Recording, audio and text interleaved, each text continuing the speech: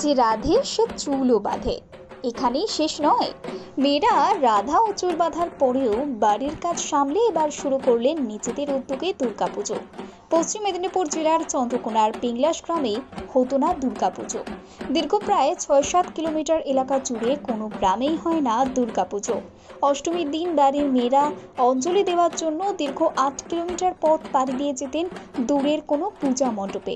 আবার কখনো এত দূর যাওয়া হয়তো সবার পক্ষে সম্ভব হতো না, তাই নিজেরাই চিন্তাভাবনা করে গ্রামে দুর্গাপুজো করার উদ্যোগ নেয়। স্বসহায়ক দলের মহিলারা প্রথমে নিজেদের মধ্যে আলোচনা করার পর গ্রামের মানুষজনদেরকে জানায় বিষয়টি। তবে গ্রামের মানুষরা তাদের কথায় সায় দেয়নি। তবে পিছিয়ে পড়েননি মেয়েরাও। নিজেদের প্রচেষ্টায় ১৩ জনের একটি কমিটি করে গ্রামে গ্রামে গিয়ে চাঁদা আদায় করে শুরু করেন দুর্গাপুজো। ২০২৪ সালে তাদের পুজো তৃতীয় বর্ষে পদার্পণ করলো। এবারে তাদের বাজেট ৪ লক্ষ টাকা। লক্ষ্মীর ভান্ডারে জমানো পুঁজি থেকেই চাঁদা দিয়ে এবং পার্শ্ববর্তী গ্রামের মানুষের সহযোগিতায় ধুমধামে পালন করছে পুজো। অন্যান্য পুজো কমিটির মতো এই মহিলা পরিচালিত পুজো রাজ্য সরকারের দেওয়া সাহায্য পায় না, তাই সরকারের কাছে তারা আবেদনও করেন পরবর্তীকালে এই সাহায্য পেলে আরও ভালোভাবে পুজো করতে পারবেন। কঠিন পরিশ্রমের মধ্য দিয়ে এই স্বসহায়ক দলের মহিলারা গ্রামের মানুষকে আনন্দ দেওয়ার জন্য অনুষ্ঠিত করে দুর্গাপুজো।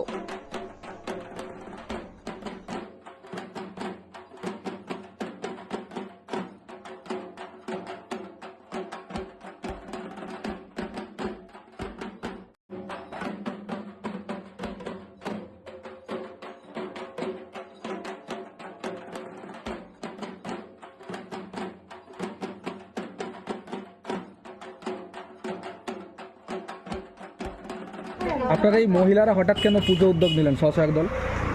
আমাদের গ্রামে কোনো পুজো থাকেনি, আমাদের পুষ্পাঞ্জলির কোনো অভাব ছিল, বুঝতে পারছি। পুষ্পাঞ্জলির অভাব ছিল বলে আমরা এই স্বসহায়ক দলের আমরা এই পুজোটা উৎসবটা আরম্ভ করা হয়। তো কত টাকা আপনাদের খরচ রয়েছে পুজোতে? আমার ৪ লাখ টাকা আমাদের বাজেট হয়েছে। আমরা তো কারেকশন কিছু করি আর আমাদের চাঁদা করা হয়, যতগুলো 13টা মেয়ে আছে ওরা চাঁদা করা হয়, চাঁদা করে এই পুজোটা আমাদের আরম্ভ করা হয়। সরকারি সাহায্য পেয়েছেন? না, আমরা সরকারি সাহায্য পাইনি। জেনে বলতে চাইছি যে দিদি যদি সাহায্য যদি করেন, আমরা চাইছি যে আমরা একটু বড় করে পুজোটা আর একটু করবো। আমরা সরকারি সাহায্য পাইনি। দিদির কাছে একটাই অনুরোধ, যেন সাহায্যটা আমরা তাড়াতাড়ি পেয়ে যাই, আর একটু বড় করে করার জন্য চেষ্টা করছি আমরা। আপনার নাম? সজল বাগরা। আপনাদের এই পিংলাস গ্রামে মহিলা কমিটি দ্বারা পরিচালিত পুজো হঠাৎ কেন, এই বিষয়টা মাথায় আসলো কেন? আসার কারণ একটাই ছিল, আমাদের 5-4টা গ্রামের মধ্যে কোনো পুজো ছিল না। অনেক দূরে, মানে 10 থেকে 15 কিলোমিটার রাস্তার মধ্যে আমাদের পুজো কমিটি মন্দির পড়ে। তার জন্য আমাদের সব মহিলাদের ইচ্ছে, মানে গ্রুপ মেয়েদের, আমার একার নয়, আমরা দেশে একটা পুজো করব, তার জন্য আমাদের পুজো করা। মানে স্বসহায়ক দল? স্বসহায়ক দল। কতজন রয়েছেন সদস্য? আমরা মেন কমিটি আছে 13 জন, স্বসহায়কের দলের মধ্যে আমাদের রয়েছে 160 জন। আচ্ছা, তো এটা কততম বর্ষ আপনাদের? 3য়তম বর্ষ। কত টাকার বাজেট রয়েছে? 4 লাখ টাকা বাজেট আছে। মানে আপনারা এই উদ্দেশ্যে করলেন যে দূরে যেতে পারছিলেন না, সেই জন্য? হ্যাঁ, দূরে যাওয়ার জন্য আমাদের অসুবিধা আছে, তার জন্য দেশে করার জন্য। সরকারি সহযোগিতা পেয়েছেন? না, পাই না। আবেদন করবেন কিছু? হ্যাঁ, আবেদন অবশ্যই করতে চাই। আমরা যেহেতু পেতে চাই, আবেদন করতে কোনো ক্ষতি নেই আমাদের। কীভাবে আবেদনটা করবো আমরা? আবেদনটা পৌঁছাবো কীভাবে? লোকালি কেউ সহযোগিতা করছে আপনাদেরকে? না।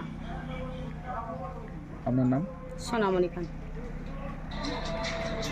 সমীর হোটেল ব্রেকফাস্ট, লাঞ্চ এবং ডিনারের জন্য চলে আসুন সমীর হিন্দু হোটেলে।